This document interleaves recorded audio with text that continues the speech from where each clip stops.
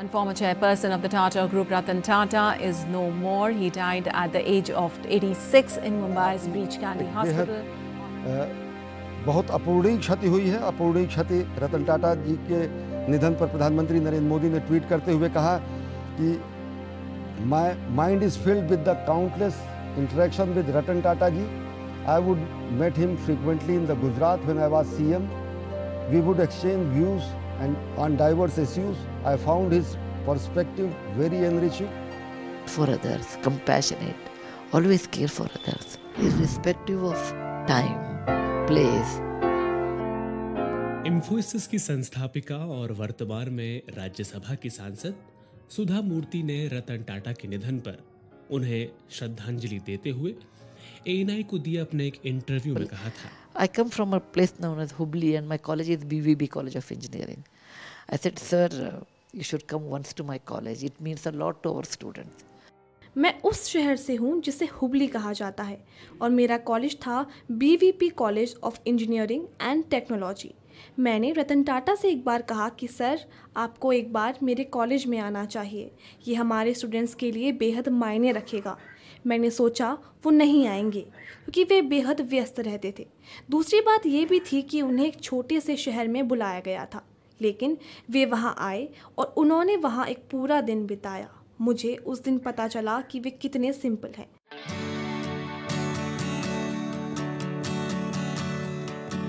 ऐसे थे रतन नवल टाटा।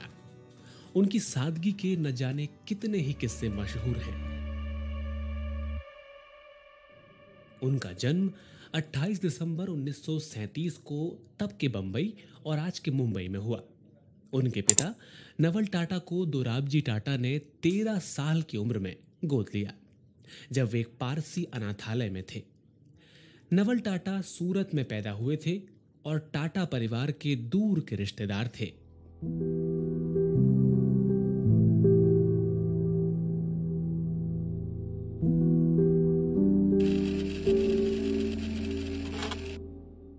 रतन टाटा तब केवल 10 साल के थे जब उनके माता पिता एक दूसरे से अलग हो गए। इसके बाद रतन टाटा को उनकी दादी नवाजबाई टाटा ने पाला।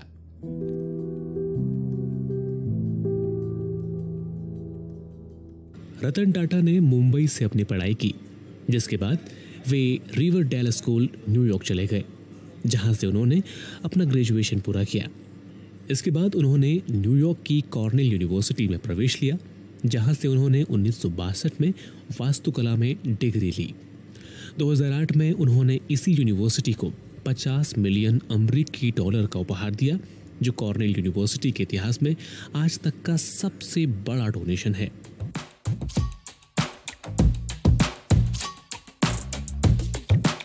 अपनी पढ़ाई पूरी होने के बाद वे लॉस एंजलिस में एक आर्किटेक्ट कंपनी जॉन्स एंड एमंस में काम करने लगे। अभी वे वहां बसने का प्लान बना ही रहे थे कि उन्हें अपनी दादी के बुलावे पर वापस भारत लौटना पड़ा।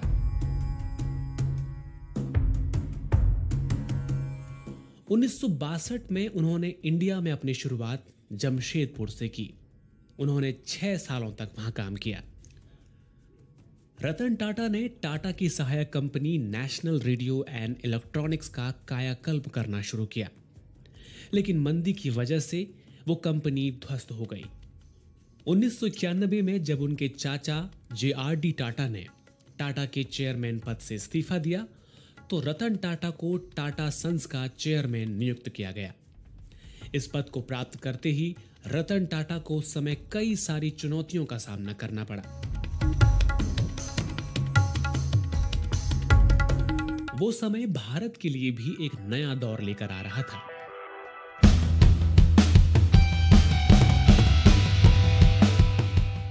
मोरारजी देसाई की सरकार ने उस समय भारत में उदारीकरण की नीति अपनाई और दुनिया के लिए भारत के दरवाजे खोले। इस बीच टाटा सन्स ने भी अपना कारोबार पूरी दुनिया में फैलाना शुरू किया।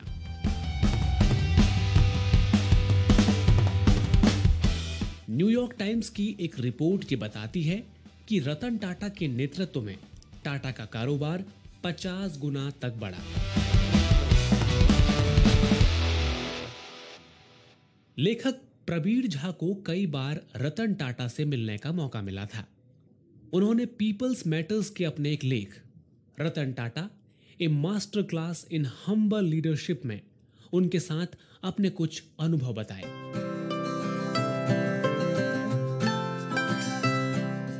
मैं प्लेन में उनसे 4 सीट दूर बैठा रहता था और देखता था कि वे चाय के कप में 2 चम्मच चीनी डालते हैं और अपने बाएं हाथ से उसे धीरे धीरे हिलाते हैं।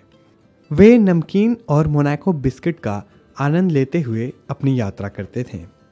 मैंने एक बार भी उन्हें किसी रिव्यू मीटिंग में न तो अपनी बात को ज़बरदस्ती मनवाते हुए देखा और ना ही उन्हें कभी ऊंचा बोलते हुए सुना। जब भी उन्हें किसी से कोई सवाल पूछना होता या कोई सुझाव देना होता तो वह पहले उसकी अनुमति मांगते थे।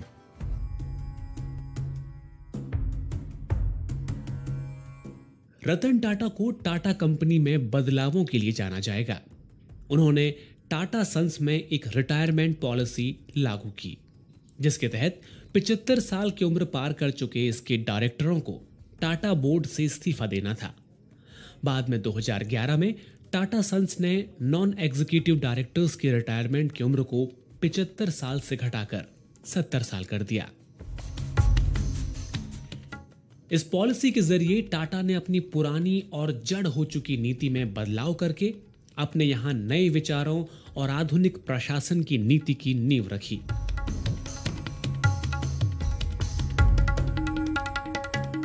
साल 2000 में रतन टाटा ने टाटा से 2 गुने बड़े ब्रिटिश समूह टेटली का अधिग्रहण करके सबको चौंका दिया।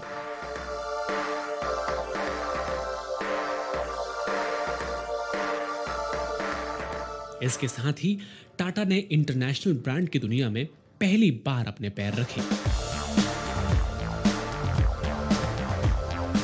इस समय टेटली टाटा टी से 3 गुना बड़ी कंपनी थी, जिसकी कीमत $403 मिलियन थी।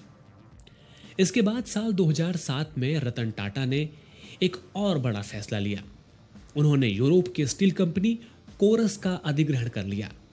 करीब $13 अरब की इस डील ने टाटा स्टील को दुनिया की 5वीं सबसे बड़ी स्टील निर्माता कंपनी बना दिया।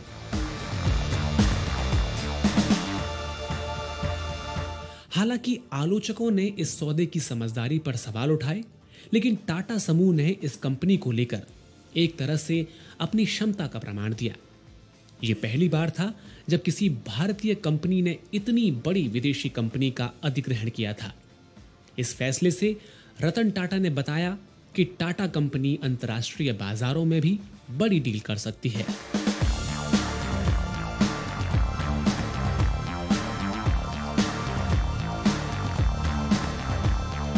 प्रसिद्ध लेखक और 15वें वित्त आयोग के अध्यक्ष NK सिंह ने इंडियन एक्सप्रेस में अपने 11 अक्टूबर के लेख Ratan Tata was a decisive visionary who contributed significantly to India's growth story में लिखा।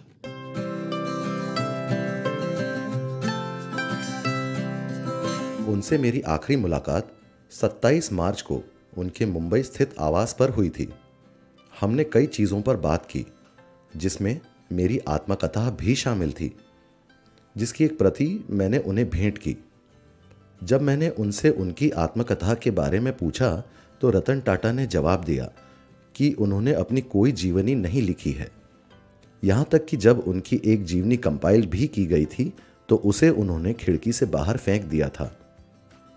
NK सिंह आगे लिखते हैं, मुझे अपनी कई पोस्टिंग्स में उनके साथ मिलकर काम करने का सौभाग्य मिला। पटना की यात्रा पर उन्होंने जमशेदपुर के निर्माण में टाटा के योगदान के बारे में बात की।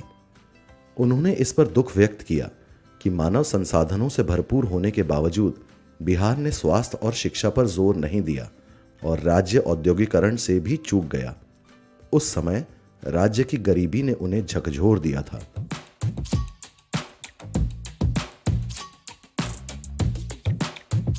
दो हाई प्रोफाइल ब्रांड जैगुआर और लैंड रोवर की टाटा में आने की कहानी एक ऐसे अपमान से शुरू हुई जिसे रतन टाटा बर्दाश्त नहीं कर सके। 1998 में टाटा इंडिका लॉन्च की गई, जो भारत की पहली डीजल इंजन वाली हैचबैक थी।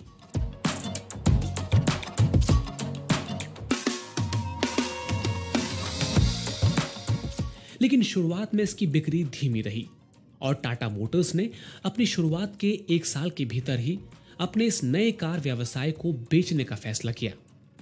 टाटा ने इसे फोर्ड को बेचने का फैसला लिया। तब फोर्ड के अधिकारी 1999 में बातचीत के लिए बॉम्बे हाउस आए। टाटा के मुख्यालय में बैठक के दौरान अमेरिकी कंपनी ने इसे खरीदने में रुचि दिखाई। इसके बाद सौदे को आगे बढ़ाने के लिए रतन टाटा और उनकी टीम फोर्ड के तत्कालीन अध्यक्ष बिल फोर्ड से मिलने के लिए अमेरिका के डेट्रॉइट गई। बैठक लगभग 3 घंटे तक चली, लेकिन बात नहीं बन सकी। इस बैठक में शामिल एक व्यक्ति के अनुसार वे टाटा को नीचा दिखा रहे थे और उन्हें अपमानित महसूस करा रहे थे। उन्होंने टाटा से कहा कि जब आप कार निर्माण के बारे में ज्यादा नहीं जानते तो आपने अपनी पैसेंजर कार डिवीजन शुरू ही क्यों की। उन्होंने टाटा पर ताना मारा कि अगर वो इंडिका को खरीदते हैं तो वो भारतीय कंपनी पर बड़ा उपकार करेंगे। इस व्यवहार से रतन टाटा की टीम नाराज हो गई और बातचीत पूरे किए बिना ही वहां से चली गई। 1 दशक बाद हालात बदल गए और 2008 में फोर्ड कंपनी गहरे वित्तीय संकट में फंस गई।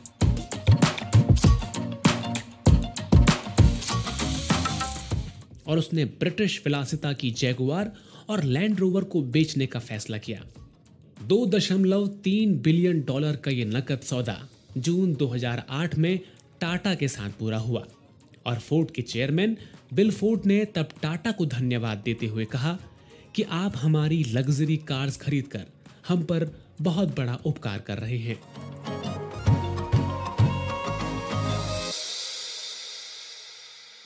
रतन टाटा 2008 में एक ऐसी कार लाए जो आम आदमी के लिए बनाई गई थी। ये थी नैनो।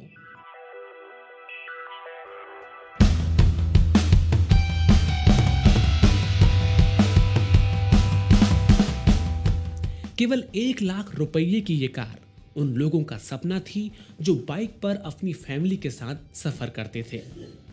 कार के प्रोडक्शन के दौरान कार के लिए बनाई गई उम्मीदें असल बिक्री से बहुत दूर निकली। भारतीय रेटिंग एजेंसी क्रिसिल द्वारा 2008 में किए गए एक अध्ययन में अनुमान लगाया गया था कि नैनो देश के कार बाजार में 65% का विस्तार करेगी, लेकिन 2012 के अंत तक नैनो उस मुकाम तक नहीं पहुंच सकी। इस तरह टाटा नैनो आम भारतीय के सामने अपनी वो जगह नहीं बना पाई जिसके लिए ये बनाई गई थी।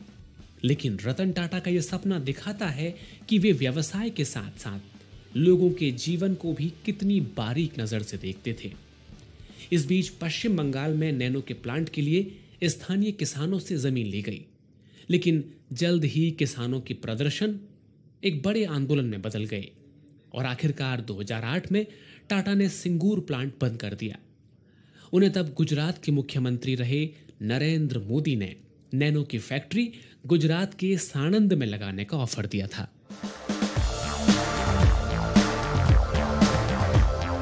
साल 2022 में टाटा ने 7 दशक के बाद एयर इंडिया की अपने घर वापसी करवाई, जिसे रतन टाटा के चाचा JRD टाटा ने 1947 में शुरू किया था।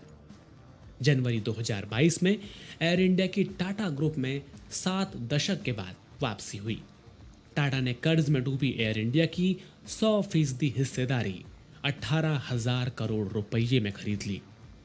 उस वक्त रतन टाटा ने एयर इंडिया की घर वापसी का स्वागत करते हुए कहा था, टाटा समूह का एयर इंडिया की बोली जीतना एक बड़ी खबर है। एयर इंडिया को फिर से खड़ा करने के लिए हमें काफी कोशिश करनी होगी। जब मुंबई में 26 नवंबर 2008 को आतंकवादियों ने हमला किया तो ताज होटल को निशाना बनाया गया था। ताज होटल में कुल 31 लोग मारे गए थे।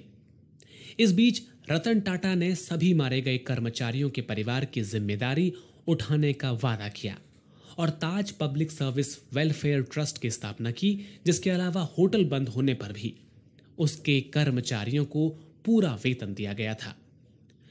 जब एक बार रतन टाटा से आगे बढ़ने का मंत्र पूछा गया था, तब उन्होंने बताया था,